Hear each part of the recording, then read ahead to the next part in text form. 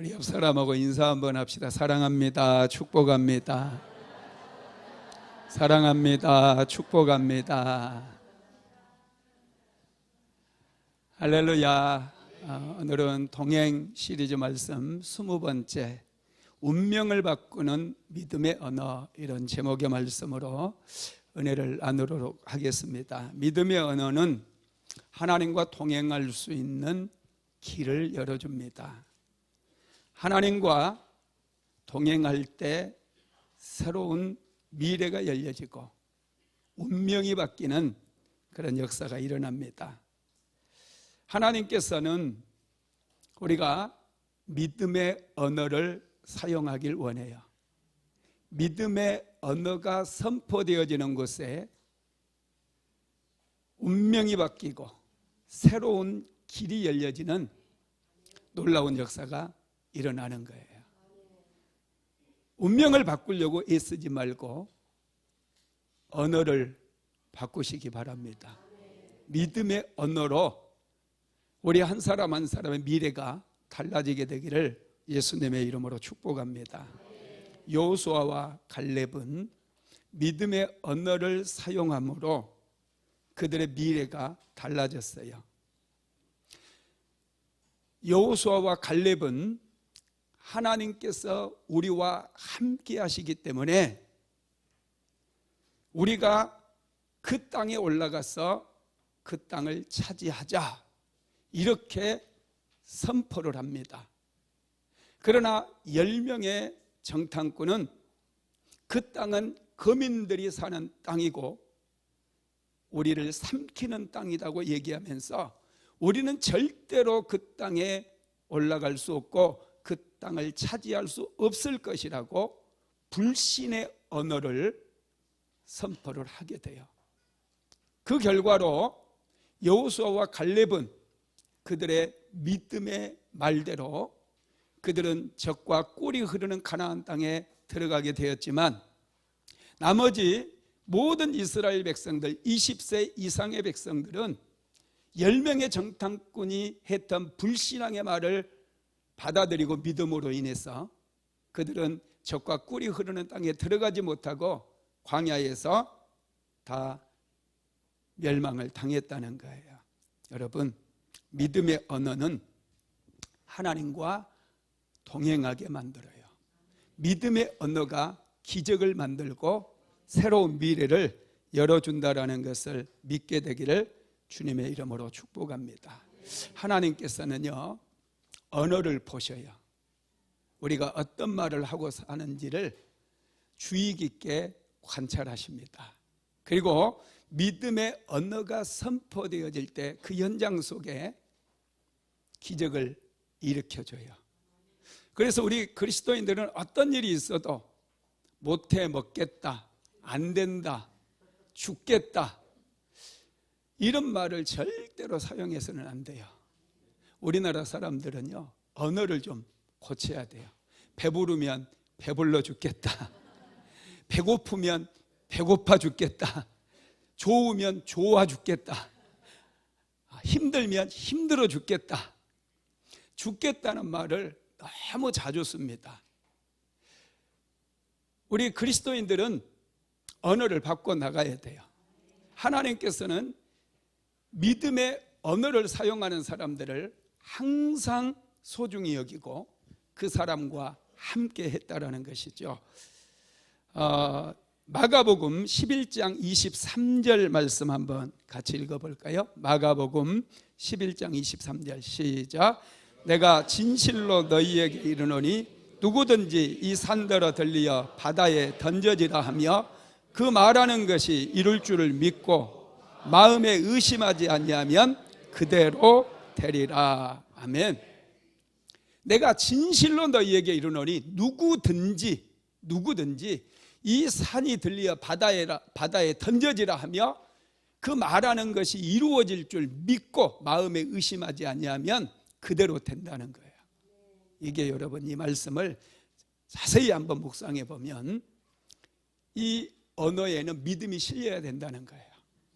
우리가 어려울 때 어떤 말을 하느냐가 우리 인생의 미래를 바꾸고 운명까지 바꿀 수 있다는 거예요. 힘들고 앞이 안 보이고 깜깜할 때일수록 우리는 믿음을 실어서 예언적인 말을 선포를 해야 돼요. 나는 반드시 하나님 앞에 축복을 받을 것이다.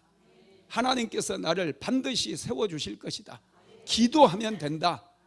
우리는 이 어려운 상황을 반드시 돌파하게 될 것이고 승리의 계가를 부르게 될 것이다. 이런 말을 선포하게 되기를 주님의 이름으로 축복합니다. 믿음의 말을 우리가 선포하게 되면 강력한 기적이 일어나요. 하나님께서 변화의 능력을 우리에게 부어주신다는 거예요. 믿음의 언어를 한 번만 할 게 아니라 지속적으로 반복적으로 우리는 선포해야 된다는 것이죠. 그러면 여러분 역사가 일어나는 거예요. 모든 사람의 배후에는 그 사람을 움직이는 언어가 있어요. 언어로 우리의 인생을 지어갑니다. 여러분 거미 알죠? 거미는 꼬리에 방적돌기라고 하는 그런 샘이 있어요. 실을 뽑아내는 샘이 있습니다. 꼬리에서 실을 뽑아서 자기의 집을 짓거든요.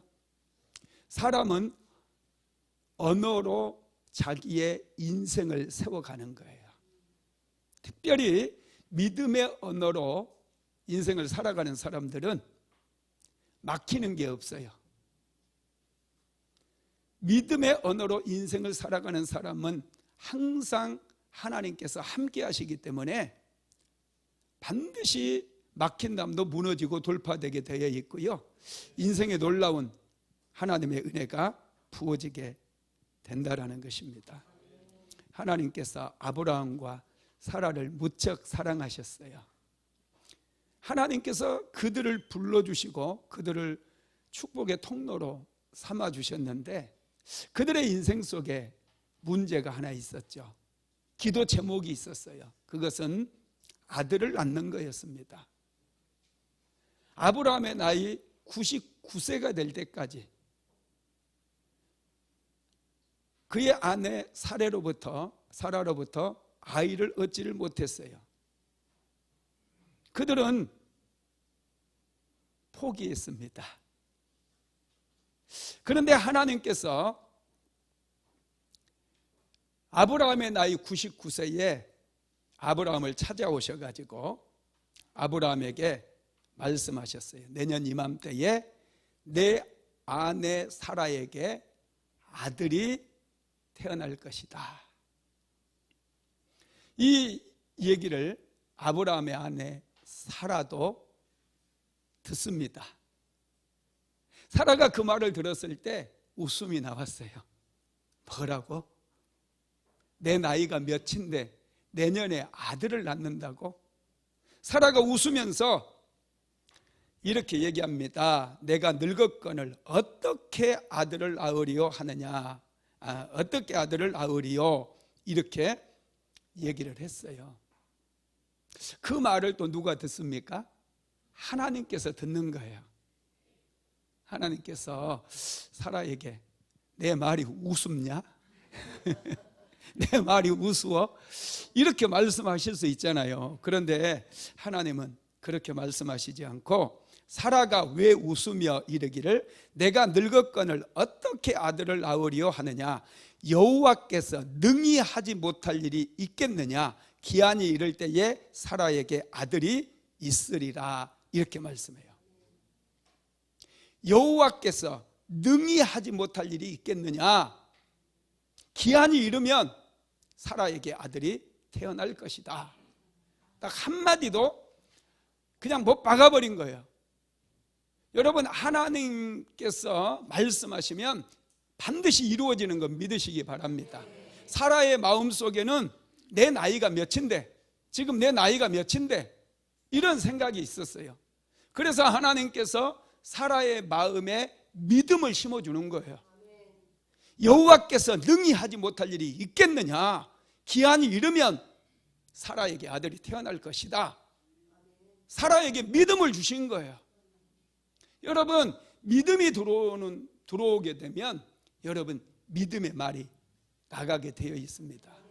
믿음은 나이를 뛰어넘어 버려요. 우리에게 믿음이 있으면 환경을 뛰어넘어요. 믿음이 있는 사람은 과거를 뛰어넘는 거예요. 믿음이 있는 곳에 기적이 일어나는 거예요. 그래서 저와 여러분은 이 믿음을 소중히 여기고 항상 믿음이 담겨 있는 언어들을 우리가 구사를 해야 돼요. 긍정의 언어가 아니에요.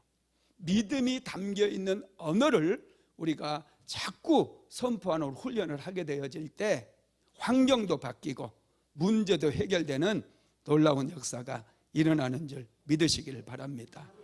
오늘 우리가 읽은 마가복음 9장에 보면은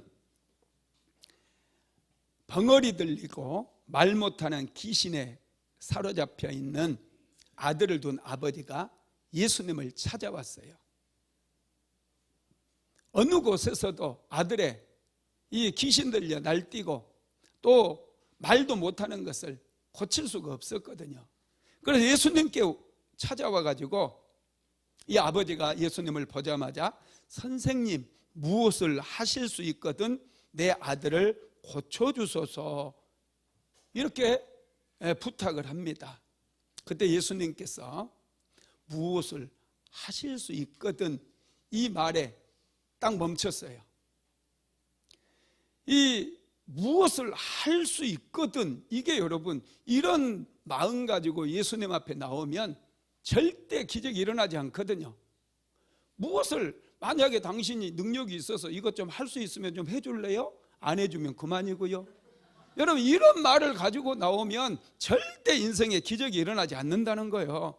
그래서 예수님께서 먼저 이 사람의 말을 고쳐주시는 거예요. 자, 마가복음 9장 23절로 24절 한번 같이 읽어봅니다. 시작. 예수께서 이르시되 할 수 있거든이 무슨 말이냐, 믿는 자에게는 능히 하지 못할 일이 없느니라 하시니 곧 그 아이의 아버지가 소리를 질러 이르되 내가 믿나이다, 나의 믿음 없는 것을 도와주소서 하더라. 아멘. 할 수 있거든이 무슨 말이냐, 할 수 있거든이 무슨 말이냐, 믿는 자들에게는 능히 하지 못할 일이 없느니라. 이렇게 그의 언어를 교정해 주는 거예요. 그러면서 이 아이의 아버지가 주여 내가 믿습니다, 나를 도와주소서, 이런 고백, 이런 선포를 하기를 원했다라는 거예요. 여러분 이 아이의 아버지는 바로 알아듣습니다. 가르쳐줘도 못 알아듣는 분들이 많잖아요. 늘 자기 고집대로 자기 하고 싶은 대로 그냥 막 나가는 분들이 있어요.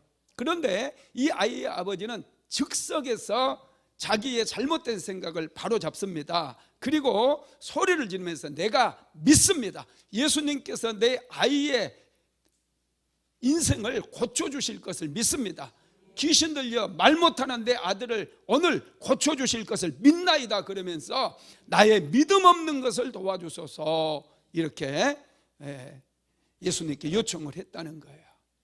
여러분 정말 놀랍지 않습니까? 예수님께서는 이 아이의 아버지에게 믿음을 주시고 바로 이 아버지의 아들을 고쳐주십니다. 귀신을 쫓아내 주셔요. 마가복음 9장 25절에서 27절 같이 읽어봅니다. 예수께서 무리가 달려와 모이는 것을 보시고 그 더러운 귀신을 꾸짖어 이르시되 말 못하고 못 듣는 귀신아, 내가 네게 명하노니 그 아이에게서 나오고 다시 들어가지 말라 하시매 귀신이 소리 지르며 아이로 심히 경련을 일으키게 하고 나가니 그 아이가 죽은 것 같이 되어 많은 사람이 말하기를 죽었다 하나 예수께서 그 손을 잡아 일으키시니 이에 일어서니라. 아멘. 믿음이 있는 곳에 믿음의 언어가 선포되어야 기적이 일어나기 때문에 예수님은 먼저 아이의 아버지의 믿음을 심어주는 거예요. 내가 믿습니다, 예수님께서 오늘 내 아들을 치료해 주실 것을 믿습니다, 이런 고백이 있기를 원했다는 거예요.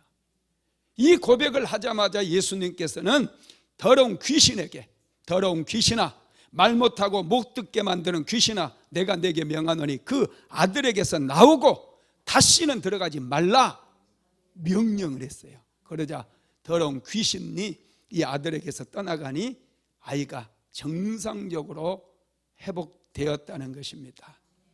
하나님은 우리의 믿음을 보셔요. 믿음은 세상의 어떤 것보다도 소중합니다. 믿음은 소중하기 때문에 우리가 지켜야 되는 거예요. 할렐루야. 특별히 여러분의 입술에서 나오는 믿음의 언어를 소중히 여기시고 날마다 믿음의 언어를 선포하게 되기를 주님의 이름으로 축복합니다. 하나님께서 싫어하는 언어가 있어요. 우리의 인생을 파괴시키고 무너뜨리는 언어가 있다는 거예요. 그 언어가 바로 불신의 언어예요. 의심하는 언어예요. 하나님께서는 이런 불신앙의 언어를 무척 싫어하십니다. 그래서 불신앙의 언어가 있는 곳에서는 절대로 하나님의 역사가 일어나지 않게 되죠. 우리가 버려야 될 불신앙의 언어에는 어떤 것들이 있을까요? 첫 번째로 비방하는 언어입니다. 자꾸 옆에 있는 사람을 비난하고 정죄하고 이런 말을 하나님은 너무나 싫어하신다는 거예요. 사람은 다 죄인이에요. 의인은 없나니 하나도 없다고 사도 바울은 말씀했어요. 여러분이 의롭게 산다 할지라도 고만고만합니다. 거의 비슷비슷해요. 제가 이렇게 목회를 하다 보니 사람들이 이제 어려운 일을 만나고 특별히 관계에서 어려움을 만난 분들이 가끔 상담을 할 때가 있거든요. 그러면 객관적인 시각으로 봐야 되잖아요. 이 사람이 말하면 이 사람이 오는 것 같고 저 사람이 말하면 저 사람이 옳은 것 같고 그러거든요. 두 사람 다 얘기를 들어보면 딱 1% 차이예요. 1% 차이. 우리는 생각하기를 저 인간 때문에 저 인간이 100% 잘못했다고 생각할 수 있거든요. 근데 여러분 가만히 객관적으로 한번 생각해 보면 1% 차이더라는 거예요. 1%. 1%도 안 돼요. 0.1% 차이인지도 몰라요. 그런데 우리는 그 작은 차이를 가지고 견디지 못하고 참지 못해서 막 사람들을 비난하는 거예요. 저 사람은 저렇고 이 사람은 이렇고 자기가 다 하나님의 자리에 앉아가지고 막 판단을 다 해버려요. 저 사람은 저런 사람이요. 어떤 분들은요, 뭐 어떤 분에 대해서 막 얘기를 하면 아니 어떻게 아세요? 그러면 다 알죠. 그래요. 지가 뭔데 다 알아. 어떻게 한 사람을 다 알 수 있어요? 척하면 압니다. 이런 말 잘 쓰잖아요. 척하면 압니다. 이런 말 쓰지 마세요. 여러분 함께 살고 있는 30년을 살았던 우리 사모를 내가 지금도 하나도 몰라요. 조금밖에 몰라요. 사람은 완전하지를 못해요. 그러다 보니 여러분 우리가 쉽게 판단하고 정죄해서는 안 된다는 것이죠. 민수기서 12장에 보면은요, 모세가 구스 여인을 취한 것 때문에 미리암과 아론이 모세를 아주 심하게 비난한 사건이 나와요.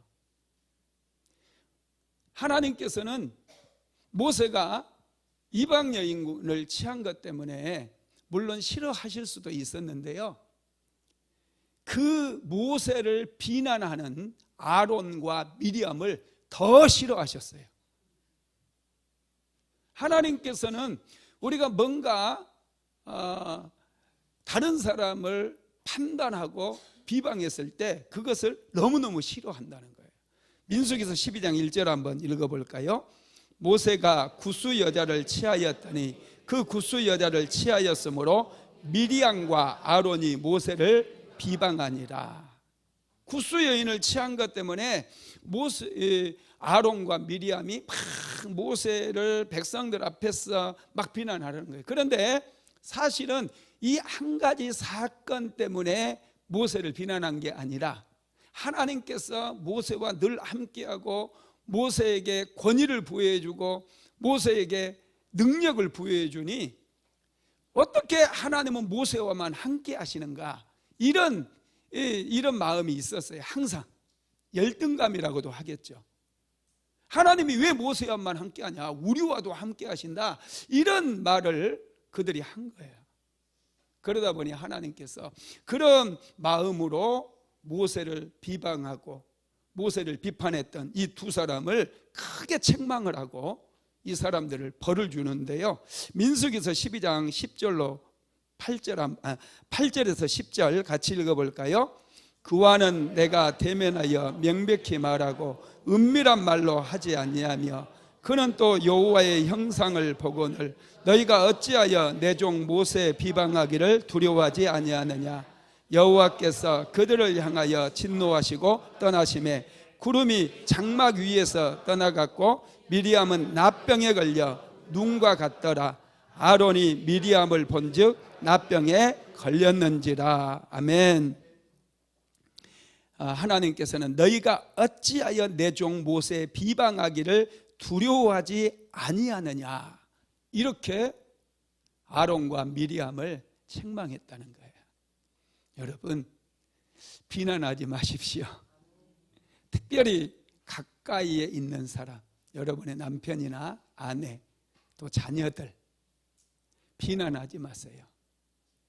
비난하게 되면 여러분, 하나님께서 굉장히 싫어하시고 오히려 안 좋은 일들이 내 인생 속에 찾아오는 거예요. 두 번째 불신의 언어는요, 악평하는 언어입니다. 이 악평이라고 하는 것은 좋은 것을 나쁘게 평가하는 거예요. 우리는 좋은 것을 좋다고 얘기할 수 있어야 돼요. 사람들을 볼 때도 일반적인 사람들은 어떻게 하든지 그 사람의 단점을 찾으려고 그래요. 좋은 것도 나쁘게 이렇게 곡해해가지고 말하는 그것이 사람의 본성이거든요. 좀 깎아내리고 싶어하는 그런 마음들이 있어요. 이것을 우리는 악평이라고 얘기합니다. 사람을 볼 때 좋은 면을 보고 좋은 것을 얘기하는 거예요. 그게 믿음의 사람이에요. 자꾸 좋은 면까지도 깎아내려가지고 좀 평가절하해서 겨우 그냥 그런 사람이야 이렇게 얘기하는 수준이 아니라, 여러분, 우리는 좋은 것을 좋다고, 잘하는 것을 잘한다고 얘기해야 된다는 거예요. 자꾸 깎아내리려고 하지 말고 잘하는 것을 전가하지 말라는 거예요. 자, 민수기서 13장 32절에 33절 한번 같이 읽어볼까요? 시작. 이스라엘 자손 앞에서 그 정탐한 땅을 악평하여 이르되 우루가 두루 다니며 정탐한 땅은 그 거주민을 삼키는 땅이요 거기서 본 모든 백성은 신장이 장대한 자들이며 거기서 네피림의 우손인 아낙 자손의 거인들을 보았나니 우리는 스스로 보기에도 메뚜기 같으니 그들이 보기에도 그와 같았을 것이니이다. 아멘. 지금 이 보고를 하는 사람들은 이스라엘 12 정탐꾼에 뽑혀가지고 가나안 땅을 두루두루 탐지하고 돌아온 사람들이에요. 12명의 정탐꾼은 똑같은 땅을 보았고 똑같은 성읍을 보았고 그곳에 사는 똑같은 사람을 보았어요. 그런데 10명의 정탐꾼들은 그 정탐한 땅을 악평했다는 거예요. 평가절하했다라는 거예요. 그러면서 우리가 두루 다니며 정탐한 땅은 그 거주민을 삼키는 땅이고 그곳에 사는 사람들은 아낙 자손들이고 네피림의 후손들이고 우리는 그들 앞에서 메뚜기와 같다라는 거예요. 상대방에 대해서는 엄청 높이고 자신들에 대해서는 평가절하해버리는 거예요. 여러분, 이게 악평인 거예요. 똑같은 땅을 보았어요. 여호수아와 갈렙도 그 땅을 보았거든요. 그런데 여호수아와 갈렙은 보고하는 게 완전히 달랐어요. 그들의 신은 그들에게서 떠나버렸고 여호와께서는 우리와 함께 하시니 저들은 우리의 밥이다. 우리가 그곳에 올라가서 저 땅을 차지하자.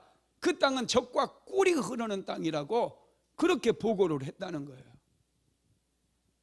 여러분, 똑같은 땅을 보아도 어떤 사람은 이렇게 자신감 있게 믿음의 언어를 선포하는 사람이 있는가 하면 똑같은 환경 속에서 원망하고 불평하고 비방하고 악평하는 사람들이 있다는 거예요. 지금 현재 여러분이 처한 똑같은 상황이 있다고 생각해 보세요.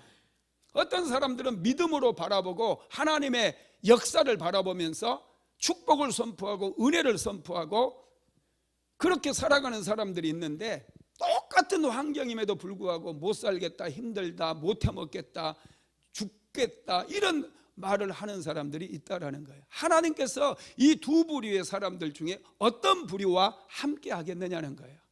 항상 믿음의 언어로 선포하는 그 사람과 하나님께서 함께 하시기 때문에 그 사람들은 점점 잘 되는 역사가 일어나고, 그들의 앞길은 여러분 계속해서 열려지고 운명이 바뀌고 미래가 바뀌는 그런 일들이 일어난다라는 거예요. 악평하는 사람들의 특징은요, 과장을 해요. 조금 안 좋은데 와, 이거 뭐 엄청나게 과장을 해대면서 이건 우리가 도저히 할 수 없다, 이거 죽었다 깨어나도 못한다, 막 그렇게 너무 과장을 심하게 해요. 자신이 싫어하는 일은요, 뭐든지 안 좋다고 부정적으로 악평하는 그런 습관들이 있어요. 뭔가 내가 하려고 하는데 좀 어렵게 느껴지고 힘들게 느껴지면 그거 막 평가절하해가지고 그냥 못한다, 안 된다, 막 원망해버리고 악평해버리고, 이런 습성들 하나님께서 굉장히 싫어해요. 좀 힘들어도 입을 꾹 다물고 참고 하루하루 계속해서 해나가는 거예요. 믿음으로 나는 잘할 수 있다 선포하면서 어떻게 해서든지 이 상황을 한번 바꿔보기 위해서 기도하고 노력하고, 여러분 그렇게 나가게 되면 하나님께서 도와주시는 거예요. 믿으시기를 바랍니다. 10명의 정탐꾼은 스스로를 메뚜기 같다고 그렇게 선포를 해버린 거예요. 메뚜기, 세상에 왜 메뚜기입니까?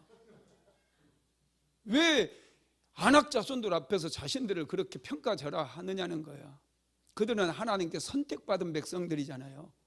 하나님께서 10가지의 재앙을 내려서 애굽 땅에서 그들을 건져내고 홍해바다를 가르러서 그들을 여기까지 인도했잖아요. 그들이 얼마나 소중하면 하나님께서 그런 기적들을 일으켰느냐는 거예요. 저와 여러분은 이스라엘 백성들보다 더 소중한 분들이에요. 그 독생자 예수 그리스도를 이 땅에 보내셔서 십자가에 못 박혀 죽게 할 만큼 그렇게 우리를 가치 있는 존재로, 소중한 존재로 하나님께서 구별하셔서 예수 믿게 하시고 오늘 예배의 자리에 나오게 하셨다는 거예요. 그러니 자신감을 가지시기를 주님의 이름으로 축복합니다. 세 번째로 불신앙의 언어는 원망하는 언어예요. 여러분, 하나님께서 싫어하는 언어가 원망하는 언어입니다. 왜 원망하는 언어를 하나님이 싫어하느냐 하면, 원망하게 되면 여러분 이 언어는 상한 언어예요. 상한 언어, 부패한 언어라는 거예요. 이 말을 자주 하다 보면은 우리 인생이 부패해 버려요. 우리 인생이 세워지는 게 아니라 부패하는 것은 무너져 내리잖아요. 썩어 문드러져 버린다는 거예요. 음식이 상한 음식 여러분 먹을 수 있어요, 없어요? 먹을 수 없어요. 만약에 상한 음식 먹어보세요. 몸이 망가져요. 건강이 망가져요. 금방 일찍 죽어요. 할렐루야. 여러분, 원망하는 거, 다른 사람에 대해서 원망하고, 남편 원망하고, 아내 원망하고, 맨날 해봤자 환경은 절대로 변화되지 않는 거예요. 원망하는 언어는 우리 인생을 무너뜨려 버려요. 상하게 만들어, 부패하게 만들어. 그래서 결국은 다 쓰러지는 거예요. 관계도 다 깨지는 거예요. 그래서 저와 여러분은 절대로 부패하는 언어를 사용해서는 안 됩니다. 민수기서 14장 2절 한번 읽어볼까요? 시작. 이스라엘 자손이 다 모세와 아론을 원망하며 온 회중이 그들에게 이르되 우리가 애굽 땅에서 죽었거나 이 광야에서 죽었으면 좋았을 것을. 아멘. 여러분, 이 말씀을 보세요. 이스라엘 백성들이 10명의 정탐꾼의 그 보고를 듣고 그들이 모세를 원망했다는 거예요. 온 회중이 찾아와가지고 우리가 차라리 애굽 땅에서 확 죽었거나 광야에서 확 죽었으면 좋았을 것을, 막 이런 우리 언어 많이 쓰잖아요. 지금 이스라엘 백성들이 이런 원망하는 언어, 남의 탓을 하는 이런 언어들을 쓰고 있는 거예요. 그래서 지금 이 사람들이 어떻게 돼요? 다시 광야로 다 지들이 말하는 대로 광야로 나가서 40년 동안 떠돌다가 광야에서 다 죽어버려요. 말하는 대로. 그들의 인생이 다 쓰러지는 거예요. 다 무너져 버리는 거예요. 원망하는 언어를 절대로 쓰면 안 돼요. 어떤 분들은 자기가 이렇게 사는 게 부모 때문이라고 원망하기도 하고 남편 때문이라고 원망하는 여자분들이 참 많아요. 여러분 절대 그런 원망은 하지 마세요. 내가 기도하면 돼. 따라서 합시다. 내가 기도하면 돼. 정말 별 볼 일 없는 남편 만났고 별 볼 일 없는 아내 만났다 할지라도, 별 볼 일 없는 부모 만났다 할지라도, 여러분 인생을 세우는 것은 하나님께 세워주시는 것이지 남편이 세워지거나 아내가 세워주거나 부모가 세워주는 거 아니에요. 그래서 우리는 기도하면 돼. 자꾸 이 말을 되뇌이면서 기도하면 돼. 하나님께서 도와주시면 내 인생은 든든하게 세워질 수 있어. 고백하고 선포하며 나아가야 돼요. 자꾸 못해먹겠다, 당신 같은 여자 만나서 내 인생이 이렇게 쫑났다, 막 이런 말만 해대면은 진짜 쫑난다니까요. 완전 쫑나요. 할렐루야. 우리는 믿음의 언어를 선포해야 돼요. 어떤 상황 속에서도 하나님 앞에 기도하면 하나님께서 내 인생 세워주고 자녀들 세워주고 아내 세워주고 세워주신다는 거예요. 이거 여러분, 이게 영적인 비밀이에요. 너무나 많은 사람들이 쉽게 포기하려고 그래요. 무슨 일이든지 하다가 안 되면 쉽게 무너져 버려요. 마음이 무너져 버려요. 믿음도 무너져 버려요. 우리는 지켜야 되는 거예요. 믿음을 지킬 때 믿음의 언어가 나올 수 있다는 사실을 믿으시기 바랍니다.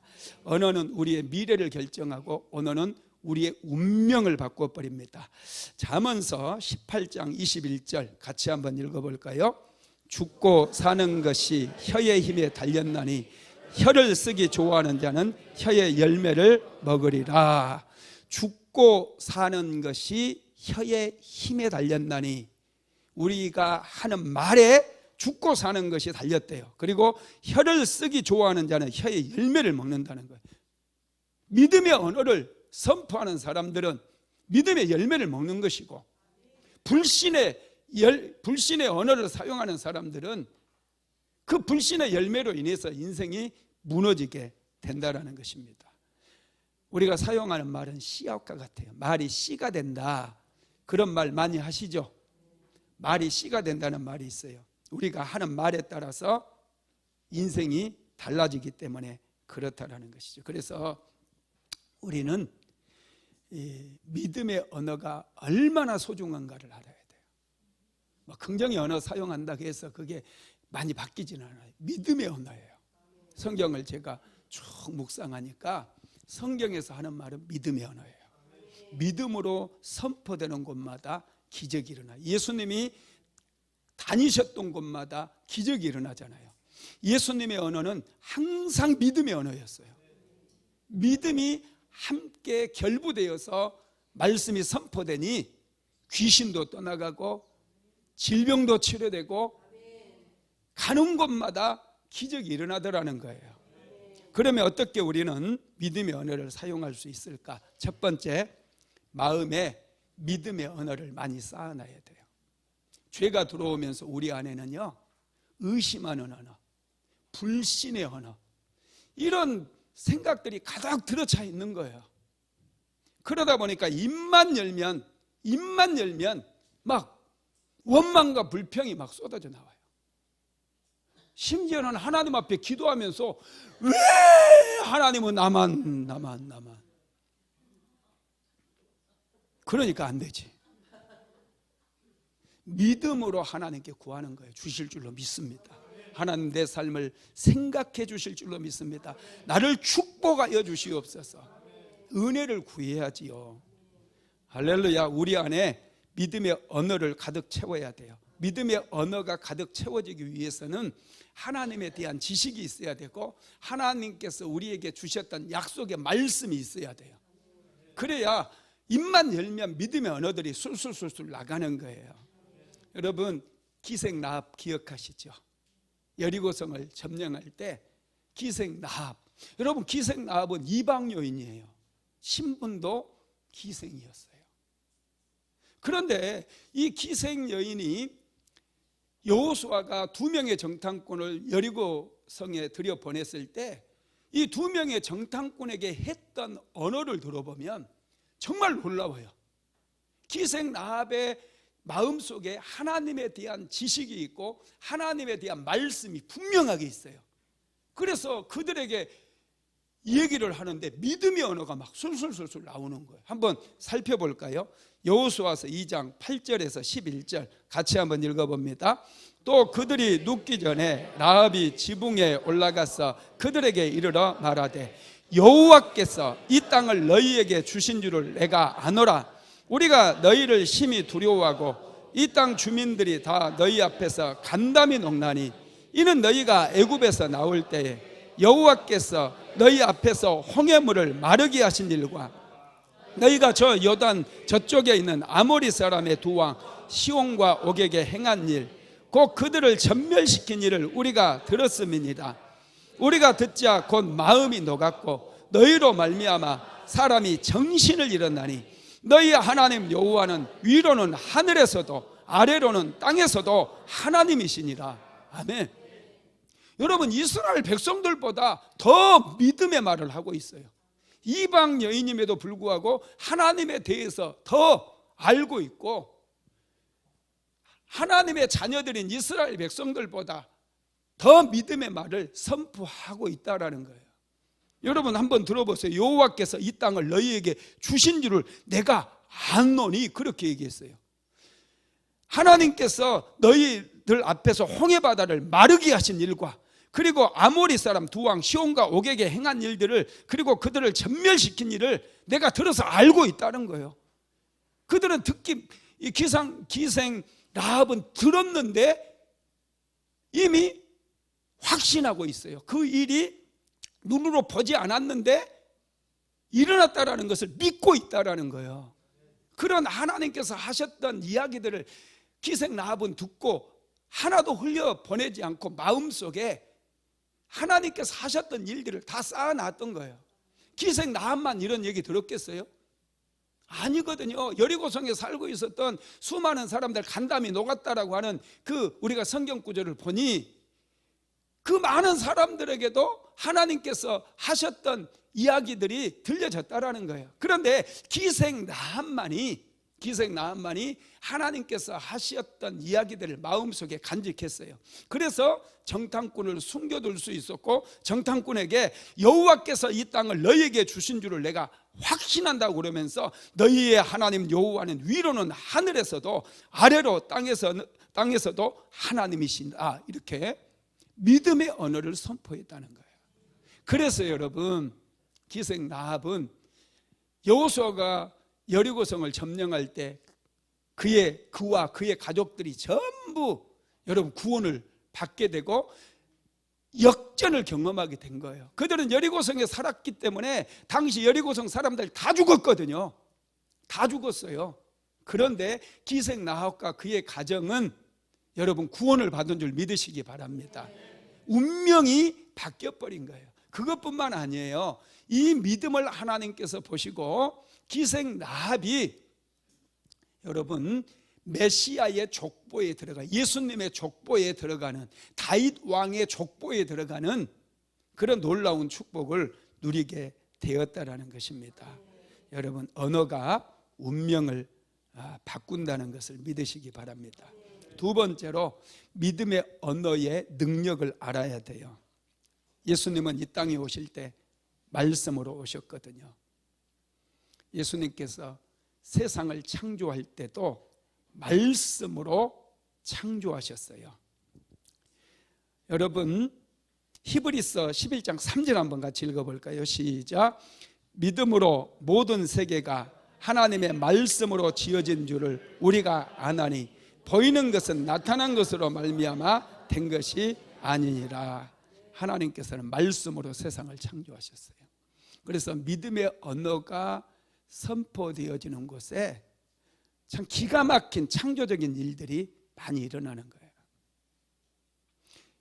언제나 믿음을 실어서 여러분 기도하시고요. 일상을 살아가면서도 이 악평하는 언어, 원망하는 언어 다 버리시고 믿음의 언어를 계속해서 선포하게 되기를 주님의 이름으로 축복합니다. 배워야 돼요. 자꾸 말하는 것도 배워야 돼요. 나이가 먹었어도요, 너무 말을 못하는 분들이 있어요. 품위가 없어요. 학교 다닐 때, 초등학교 다닐 때 국어 공부를 시키잖아요. 말하기, 듣기, 쓰기, 읽기, 이 네 가지 방면에서 국어를 가르쳐요. 왜 국어 공부 시키는 줄 아세요? 말도 품위 있게 하고, 글도 좀 쓸 줄 알고, 또 책도 좀 보고. 여러분, 그렇게 해야 우리가 올바른 가치관을 가지고 세상을 잘 살 수 있거든요. 그래서 우리가 초등학교 다니면서 계속해서 말하기, 듣기, 쓰기, 읽기 공부를 한 거예요. 이 공부를 다시 한번 우리가 생각하면서 말하는 거 여러분 배워야 됩니다. 특별히 우리 믿음의 사람들은 믿음의 말을 하는 것들을 배워야 된다는 거예요. 그래야 하나님의 은혜를 받을 수 있어요. 아브라함은 우상 숭배자였잖아요. 그런 아브라함을 하나님께서 찾아오셔서 그에게 말씀을 주시고 그에게 믿음을 심어줍니다. 그의 입에서 믿음의 언어가 나오게 만들었어요. 그때 여러분 아브라함의 인생이 새로운 국면에 접어들게 되고 그는 새로운 역사에 참여하게 되는 거예요. 창세기 12장 1절로 3절 한번 읽어봅니다. 시작. 여호와께서 아브라함에게 이르시되 너는 너의 고향과 친척과 아버지의 집을 떠나 내가 내게 보여줄 땅으로 가라. 내가 너로 큰 민족을 이루고 내게 복을 주어 내 이름을 창대하게 하려니 너는 복이 될지라. 너를 축복하는 자에게는 내가 복을 내리고 너를 저주하는 자에게는 내가 저주하리니 땅의 모든 족속이 너로 말미암아 복을 얻을 것이라 하신지라. 아멘. 하나님께서는 아브라함에게 찾아오셔서 내가 너로 큰 민족을 이루게 하겠고 내게 복을 주어서 내 이름을 창대하게 만들어 줄 것인데 너는 축복의 통로가 될 것이다. 너를 축복하는 자에게는 내가 복을 줄 것이고 너를 저주하는 자에게는 내가 저주를 할 것인데 너로 말미암아 땅의 모든 족속이 복을 받을 것이다. 이런 말씀을 주신 거예요. 아브라함이 그 하나님의 말씀을 듣고 믿음으로 받아들입니다. 그러자 아브라함의 인생이 바뀌기 시작해요. 언어가 바뀌기 시작하는 거예요. 저와 여러분도 이 언어를 바꿔야 돼요. 하나님께서 여러분 사람들의 이름을 좀 바꿔주잖아요. 그죠? 특별히 야곱의 이름을 바꿔주시거든요. 야곱에게 너는 내 이름이 무엇이냐 묻고 야곱이니이다 그럴 때 다시는 야곱이라 부르지 말고 너를 이스라엘이라 부를 것이다 이렇게 말씀하시거든요. 야곱이라고 하는 이름의 뜻이 별로 좋지를 않아요. 속이는 자라는 뜻이에요. 사람들이 속이는 자 자꾸 부르는 거예요. 속이는 자 있어? 이렇게. 여러분 이런 언어가 야곱의 인생을 힘들게 만들었거든요. 그래서 하나님께서는 야곱의 이름을 이스라엘로 바꿔버린 거예요. 이스라엘은 하나님의 왕자라는 뜻이에요. 여러분 이름을 바꿔버리니 사람들이 야곱의 이름을 부를 때 이스라엘로 바꾸니 여러분 이 이스라엘이라고 하는 이름이 야곱의 인생을 복되게 만들고 지속적으로 기적이 일어나게 만들어 버린다는 거예요. 그래서 우리는 이 믿음의 언어가 얼마나 소중한가를 늘 생각해야 될 줄로 믿습니다. 믿음의 언어는 관계를 회복시켜줘요. 깨뜨려진 관계마저도 회복시키는 능력이에요. 사무엘상 25장에 보면은 아비가일이라고 하는 여인이 나와요.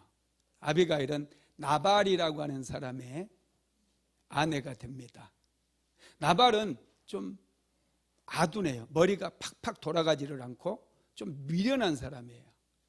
다윗이 사울왕에게 쫓겨다니면서 아둘람 굴에 거주할 때 여러분 400명의 사람들이 찾아와서 다윗과 함께 하잖아요. 그때 높 광야를 떠돌면서 그 근처에 있었던 이 나발의 집이 큰 부자였고 그 집이 많은 양떼와 소떼를 거느리는 그런 집이었기 때문에 그 집을 지켜줍니다.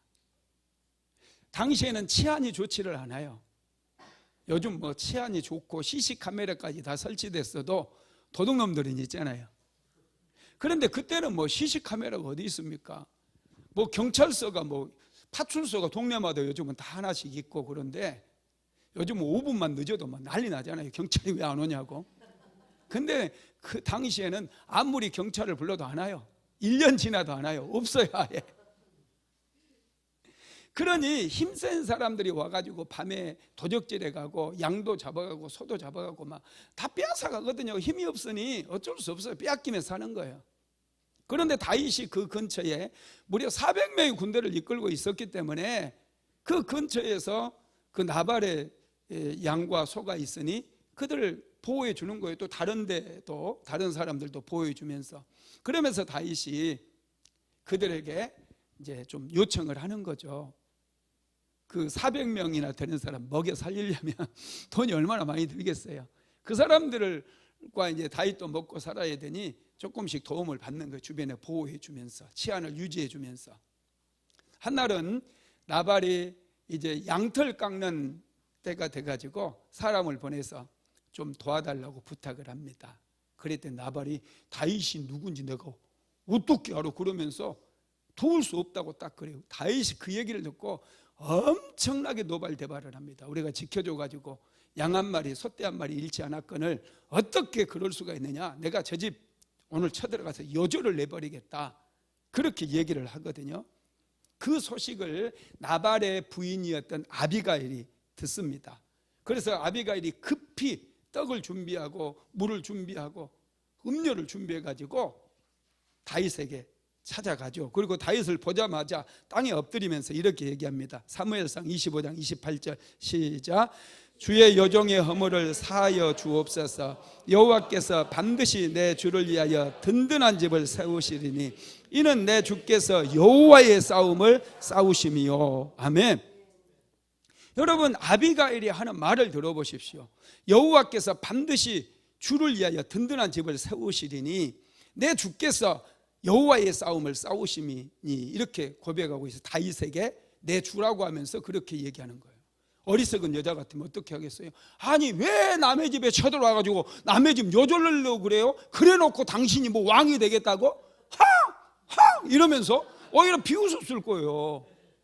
말도 지금 안 되는 상황이거든요. 억지로 막 강도처럼 내놓으라고 다윗이 그러잖아요. 바라보는 관점에 따라서 완전 다르게 해석할 수 있으니까.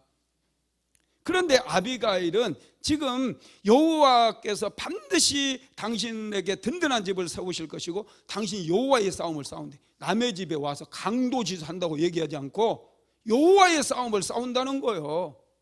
이 말에 여러분 다윗이 감동을 하잖아요. 그리고 또 아비가일이 이런 고백을 더 합니다. 사무엘상 25장 30절에 31절 시작. 여호와께서 내 주에 대하여 하신 말씀대로 모든 선을 내 주에게 행하사 내 주를 이스라엘의 지도자로 세우실 때에 내 주께서 무지한 피를 흘리셨다든지 내 주께서 친히 보수하셨다든지 함을 인하여 슬퍼할 것도 없고 내 주의 마음에 걸리는 것도 없으시리니 다만 여호와께서 내 주를 후대하실 때 원컨대 내 주의 여종을 생각하옵소서. 아멘. 다윗이 반드시 이스라엘의 왕이 될 것을 이 아비가일이 얘기를 하는 거예요. 그러면서 그때 사람들이 당신이 왕위에 오르게 되면은 무지한 피를 흘렸다 이렇게 손가락질하지 않겠느냐는 거예요. 이 아비가일이 정말 놀라워요. 믿음의 언어를 그냥 선포하는 거예요.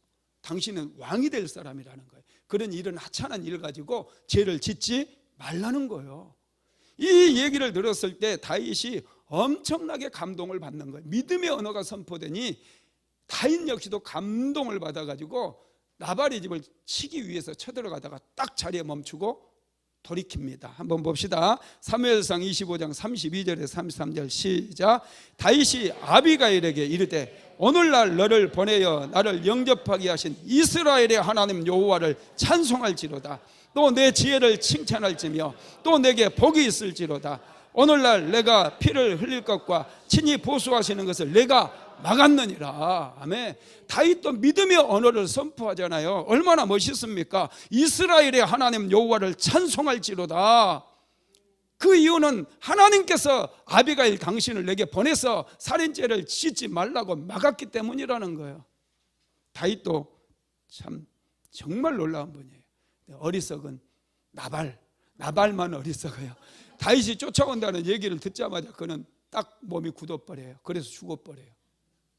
어리석은 사람은 이래서 빨리 죽습니다. 할렐루야. 여러분, 믿음의 언어가 이렇게 능력이 있어요. 깨어져서 지금 다윗은 너무 화가 나가지고 한 집안을 멸절시키기 위해서 군대를 끌고 들어가는데, 이 믿음의 말, 당신은 이스라엘의 왕이 될 것이라고 하는 이 믿음과 확신에 찬 아비가일의 말을 듣자 그는 뜻을 돌이키고 오히려 아비가일을 축복하면 너는 복이 될 거다고 축복까지 해주면서 왔던 길을 되돌아가게 되었다는 거예요. 여러분, 언어가 중요합니다. 믿음의 언어를 선포하시기 바랍니다. 믿음의 언어로 말하게 되기를 주님의 이름으로 축복합니다. 하나님께서 우리와 동행하실 때는요, 반드시 언어를 먼저 고쳐주셔요. 이사야를 선지자로 세울 때 이사야의 언어가 상당히 비판적이고 좀 거칠었던 것 같아요. 그래서 하나님께서 천사들을 보내가지고요, 먼저 제단 숯불로 이사야의 입술을 지져버려요. 한번 읽어봅니다. 이사야서 6장 6절에서 7절 시작. 그때에 그 스랍 중에 하나가 부젓가락으로 핀 숯을 내 손에 가지고 내게로 날아왔어.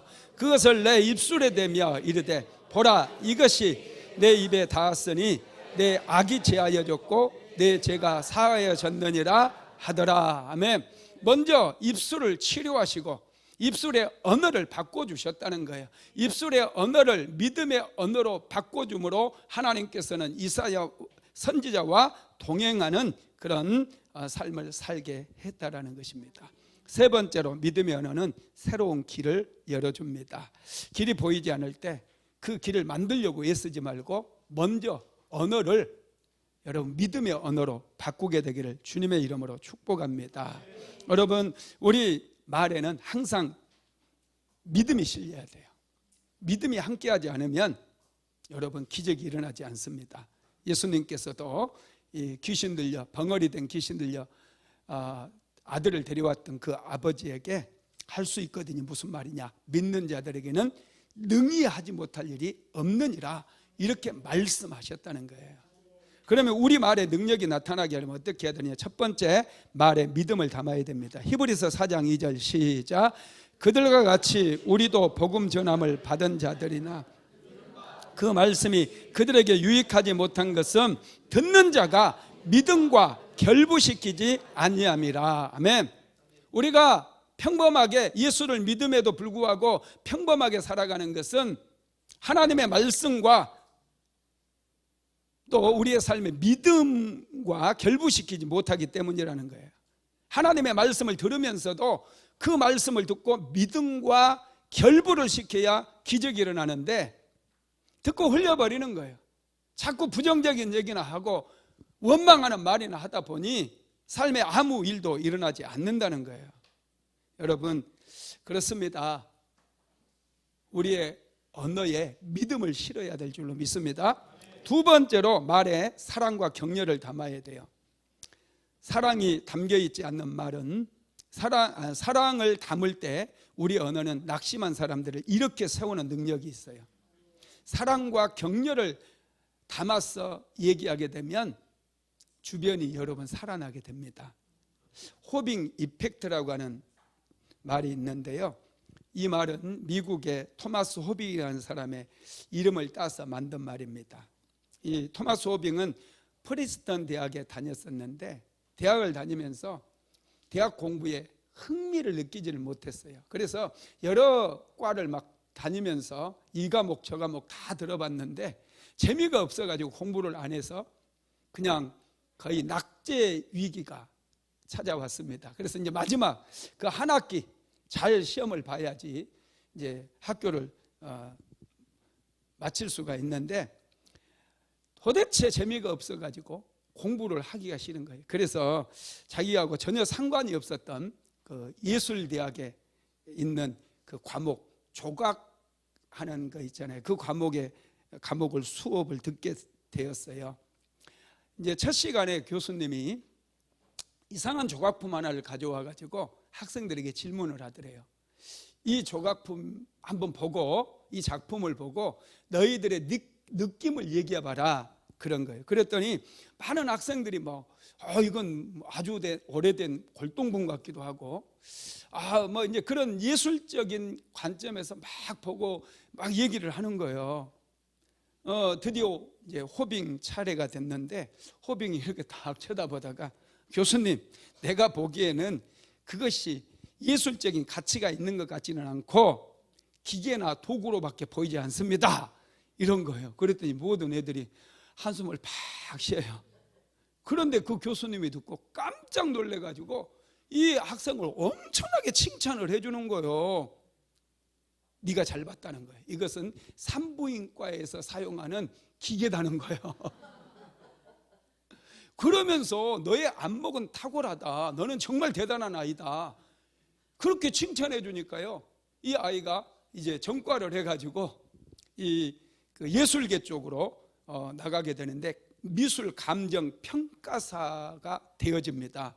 그래가지고 결국에 나중에는요, 그 길에서 아주 승승장구를 하다가 뉴욕 메트로폴리탄 미술 박물관의 큐레이터로 예술품 감정의 최고의 권위자가 되어버려서 호빙 이펙트라고 하는 말이 생겨나게 되었다라는 거예요.